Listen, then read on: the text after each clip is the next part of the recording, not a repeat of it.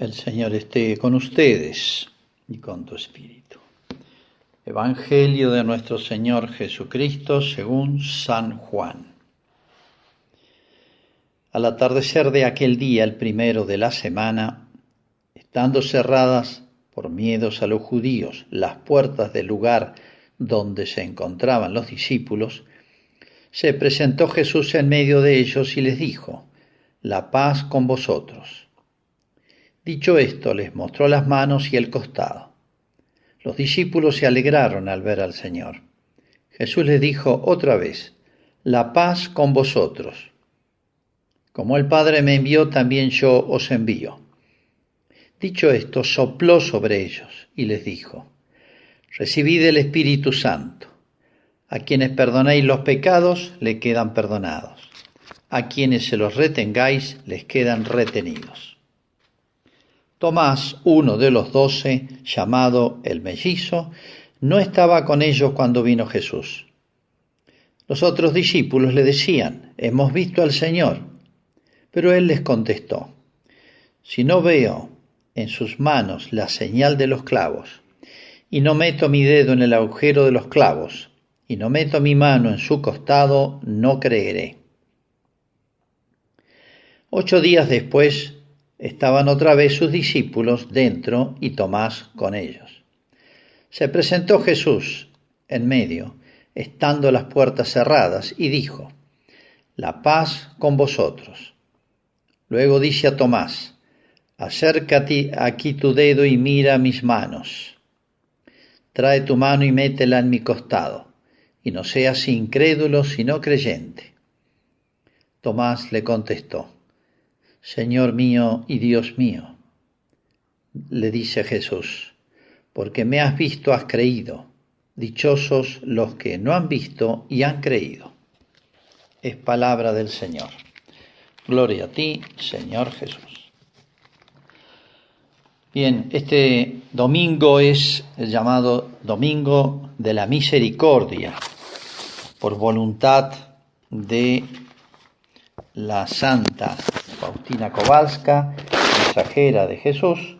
El Papa Juan Pablo II instituyó esta fiesta. Pero bueno, quiero arrancar con esta pequeña historia de Brochero, San José Gabriel de Rosario Brochero. Había en la zona donde le tocó evangelizar, se llama Tras la Sierra.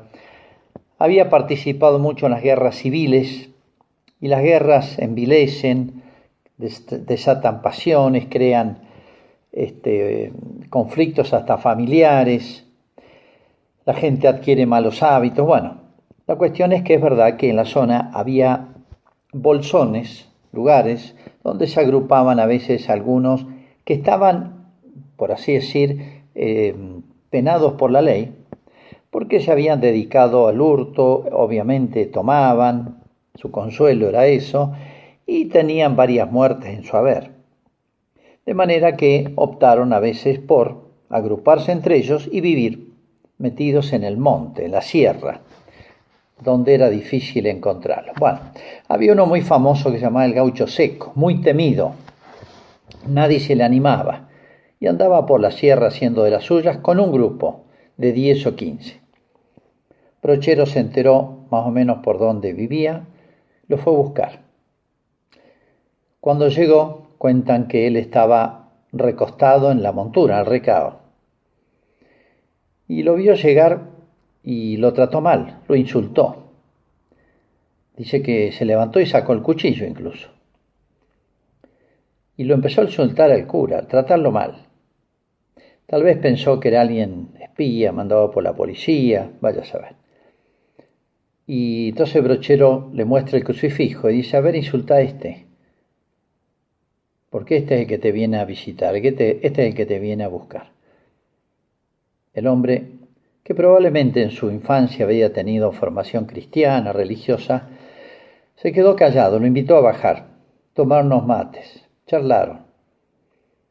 Bueno, lo conquistó, se puede decir, y lo invitó a los famosos retiros de 8 días. Bueno, fue él con algún otro.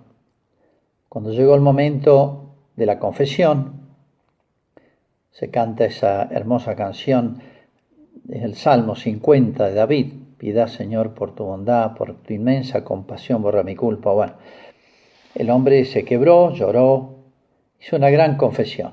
Y al irse le preguntó a Brochero si podía volver el año siguiente, con su gente. Por supuesto, le dijo Brochero. Bueno, ahí cayó el gaucho seco, con toda su gente. Y así todos los años venía él con alguno de ellos y llevó otra vida, fue indultado y, por así decir, llevó una vida normal hasta el último día. ¿A qué viene esto? Brochero, si hay unas convicciones que tenía como sacerdote, era que nadie era invulnerable a la gracia. O sea, la gracia puede transformar cualquiera. El más grande de los maleantes, no era mal hombre esto, pero la guerra, los conflictos, las circunstancias lo habían llevado a una situación de llevar una vida al margen de, por así decir, de la sociedad, de las buenas costumbres. Pero bueno, sea el gaucho seco, sea el peor de los hombres, no hay nadie irresistible, no hay nadie que no pueda ser transformado por la obra invisible de Dios, de Cristo, que se llama la gracia. Y esa fuerza, esa fecundidad, esa eficacia de la gracia justamente empieza, brota, nace de Cristo resucitado. Por eso la resurrección de Cristo, que la celebramos una semana entera, desde el domingo pasado hasta se llama la octava de Pascua, como si fuera un solo día, es el recuerdo de la Iglesia, es la actualización por parte de la Iglesia de esa convicción de que el mundo de los hombres, tocado por el pecado original, dejado a sus solas fuerzas, no puede dirigirse sino hacia su autocorrupción y autodestrucción, se puede decir. Y si el hombre no es ayudado por la gracia, nadie más lo puede ayudar. Pero lo puede ayudar Dios, lo puede ayudar Cristo resucitado, y demostró, hizo visible ese triunfo sobre la muerte física, que es algo visible, lo vieron a Cristo muerto, lo vieron a Cristo resucitado, es una figura de cómo hay una vida y una muerte del alma. La del cuerpo es una figura, un signo. Hay una vida y muerte del alma, que justamente es el otro ámbito en el cual Cristo triunfó. Nos devolvió la vida del cuerpo, nos devolvió la vida del alma, y es lo que mostró resucitado. Hoy estamos todos preocupados, casi diría obsesionados, por esta epidemia, el coronavirus, la radio que uno prenda, el canal de televisión, programa de opinión, todos, no hay otro tema. Entiendo que es preocupante, pero es un tema nuevo y va a pasar. Pero hay otro tema más preocupante, más antiguo, más permanente, más profundamente destructor que el coronavirus. Vamos a hacer una hipótesis para explicarme mejor. Imagínense que aparezca un virus que se transforme en pandemia, que es más contagioso que el coronavirus, de manera que no se va a salvar nadie, porque se transmite hasta por el aire. Estoy haciendo una hipótesis, no es que exista. Y todos los que se contagian mueren. El coronavirus muere un porcentaje muy bajo, 2, 3, 4%. Imagínense que todos los que se contagian y se van a contagiar todos mueren. Bueno, si esto nos obsesiona, aquello sería atroz. Produciría una psicosis mundial. Miren esto como tiene hackeado a los grandes. Ha paralizado la economía, ha paralizado la política, ha paralizado 1000 gestiones conocidas o desconocidas, ¿no? Bueno, imagínense hipotéticamente ese virus. Bueno, lamento decirles que ese virus existe. La resistencia a Dios, la separación de Dios, la resistencia a Cristo, la ignorancia de Cristo, la distancia de Cristo es la muerte del alma. El único que puede traernos la vida del alma y después también la vida del cuerpo es Cristo. Y lo que significa esta fiesta de la misericordia y ese mensaje a Faustina Kowalska es justamente esto. La humanidad sola ya han experimentado muchas veces que va hacia su destrucción. La gracia de Cristo es la única, de Cristo resucitado, es la única capaz de rescatarlos, salvarlos, curarlos, preservarlos de esta muerte. Es la única. Y esa gracia de Dios no es difícil. Misericordia significa algo así como que Dios se hace cargo de nuestras miserias. Misericordia significa un corazón que hace suya las miserias ajenas. Eso significa misericordia. Que eso se lo apliquemos a Jesús, que esos sean los sentimientos de Cristo hacia nosotros, demostrado en la pasión, demostrado de sobra y a través de la historia, nos hace ver que esta epidemia mortal que tenemos todos, esta pandemia, que es el pecado original y todos los demás pecados, tienen curación, tienen solución. Pero fíjense que esta revelación es a Santa Faustina Kowalska, polaca, de la misma diócesis donde después fue Juan Pablo II, obispo. Las revelaciones de esta mujer, de Jesucristo, esta monjita, fueron entre el año 1934 y 1938, justo antes de comenzar la Segunda Guerra Mundial. Y la humanidad venía de la Primera Guerra Mundial, 1914 a 1918. Y terminando la Primera Guerra Mundial, vino un problema peor que la Guerra Mundial, que mató casi tanta gente como la guerra, que fue una epidemia, se llamó la gripe española. No porque naciera en España, sino porque en algunos lugares de Portugal venía de España. Pero esto vino de las guerras de trincheras, que fue la Primera Guerra Mundial. Murieron más de 10 millones de personas, no sé exactamente el número, pero tremendo, fue como una continuación de la guerra. Eso padeció Europa. Acá en América hemos estado lejos de esos temas. Pero por eso, esta epidemia que yo digo, que es lo que nos va a hacer comprender el valor de la misericordia de Dios, pero porque para aquella persona que el único problema es el coronavirus, tener una vida tranquila, próspera, sin problemas, etc., cuando se le habla de la misericordia de Dios, no le dice nada. Ah, bueno, sí, es un buen muchacho Jesús. Pero si uno tomara conciencia, como, fíjense, hago esta comparación con el coronavirus porque es muy gráfica y la entendemos todo, porque lo estamos viviendo. Es una experiencia vivida por nosotros. Esta epidemia que yo le estoy diciendo, que es del alma, es de toda la humanidad, es de todos los tiempos y es más fatal, es más mortal, más mortífera que la otra, que puede matar el cuerpo a lo sumo, pero la otra mata el alma y mata para siempre. Si uno entendiera eso, entenderíamos lo que significa la misericordia de Dios. Pero no nos damos cuenta, creo, porque nos hemos acostumbrado demasiado a cómo el mundo, a pesar de las dos guerras que tuvo y esta epidemia que yo les dije, y los conflictos posteriores, en fin, fueron sacudones muy grandes para el mundo. Es como si no hubiera aprendido la lección. Son castigos divinos. Hoy no nos gusta hablar, no nos gusta escuchar la sensibilidad moderna hablar de castigos. Y uno pregunta, ¿Dios castiga? Sí, pero en fin, es un tema que hay que explicarlo un poquito más. Otra vez lo haré. Las dos guerras, dice la Virgen de Fátima, son castigos. Si el mundo no se arrepiente, vendrá una guerra peor, la Segunda Guerra Mundial. Vino, porque el mundo no se arrepintió.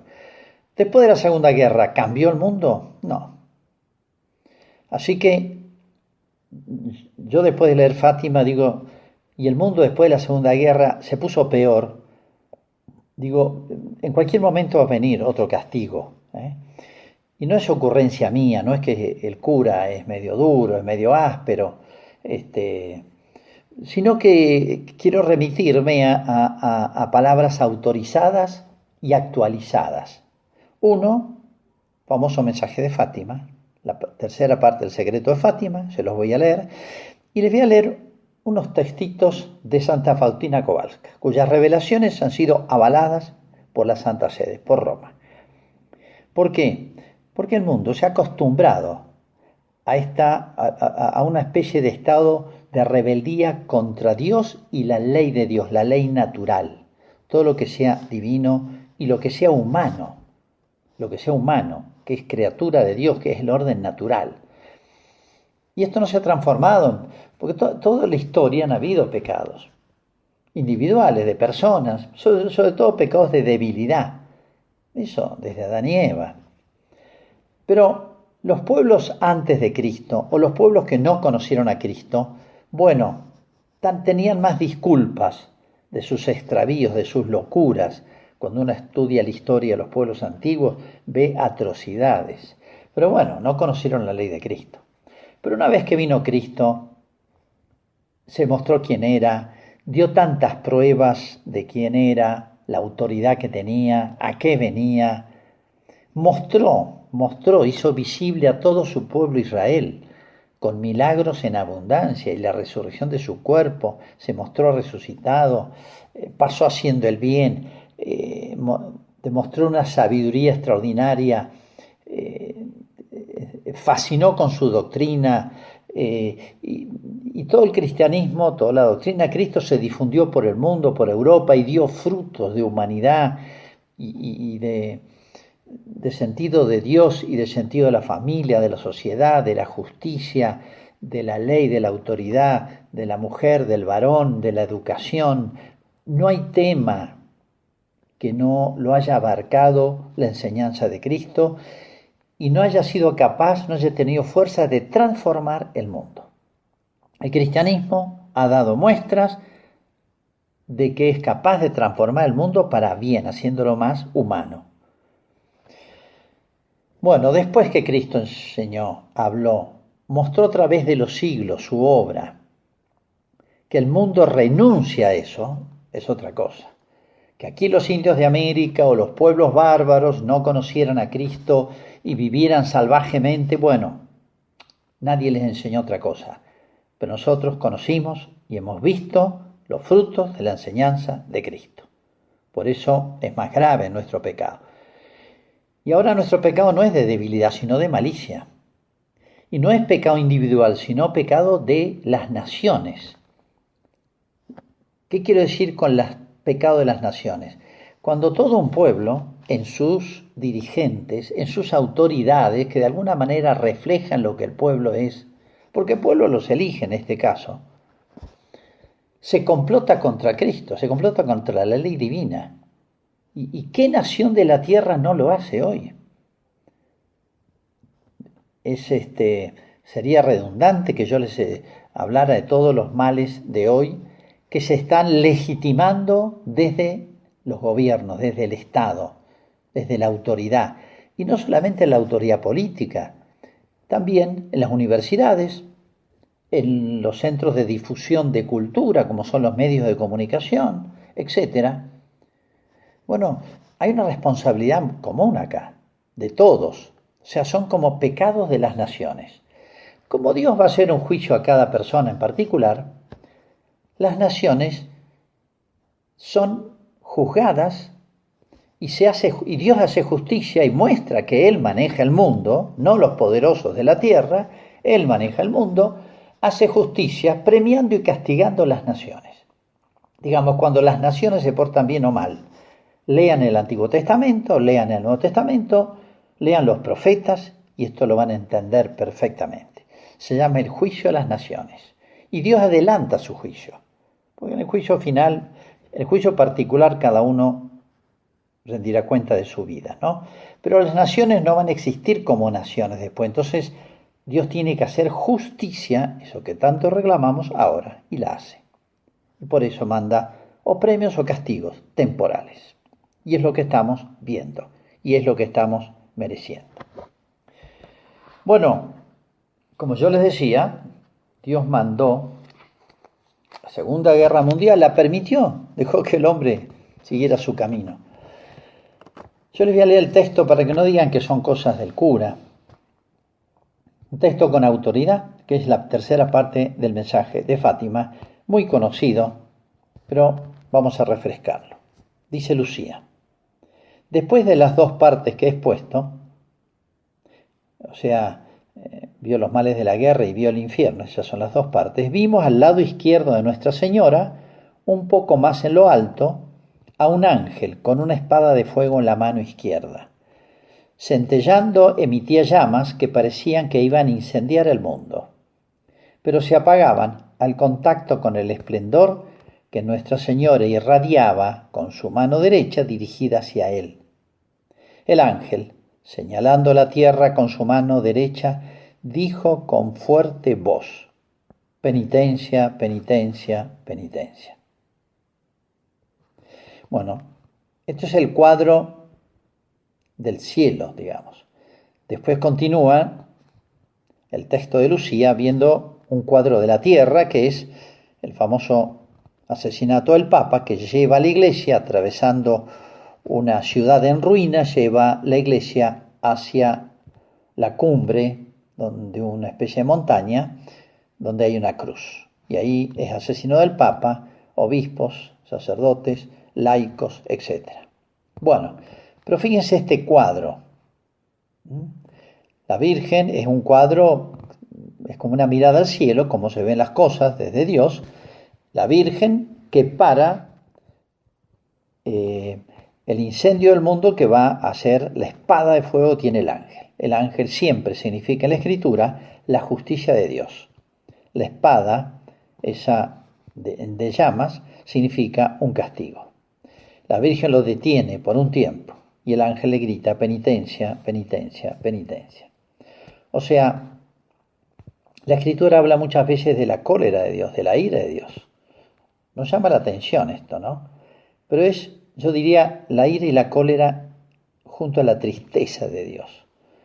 Si Dios se enoja, si Dios está triste, nos tiene que preocupar, nos tenemos que preguntar: ¿qué pasa acá? Las cosas van a andar muy mal.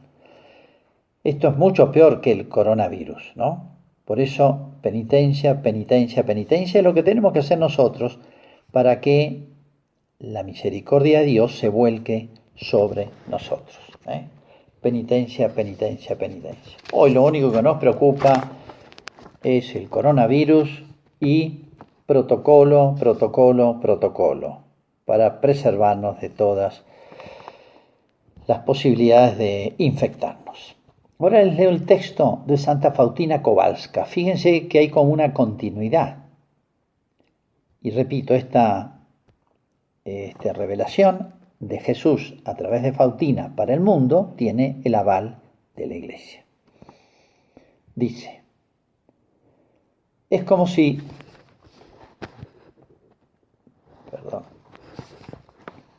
Texto de Faustina. Vi un ángel que era el ejecutor de la cólera de Dios. Lo dice Faustina, de la cólera de Dios. Tenía una túnica clara y el rostro resplandeciente. Una nube bajo sus pies, y de la nube salían rayos y relámpagos que iban a sus manos, y de sus manos salían y alcanzaban la tierra. Comparen las imágenes. Este ángel es detenido por la Virgen. Texto de Faustina. He visto al Señor Jesús como Rey, en gran majestad, quien miraba hacia nuestra tierra con la mirada severa, pero por la súplica de su madre ha prolongado el tiempo de la misericordia. Continúa Faustina. Por la noche vi también a la Santísima Virgen con el pecho descubierto, traspasado por una espada. Lloraba lágrimas ardientes y nos protegía de un tremendo castigo de Dios. Dios quiere infligirnos un terrible castigo, pero no puede, porque la Santísima Virgen nos protege. Bueno, no quiero ser tremendo, que sean cosas del cura, pero en proporción a los males que tenemos que tomar conciencia, en esa misma proporción, es directamente proporcional el que valoremos, el que apreciemos el que recibamos, el que nos dispongamos a la misericordia divina, porque este tremendo mal, peor que todos los virus que puedan venir, trae males eternos. No es solamente la muerte del cuerpo, es la muerte del alma.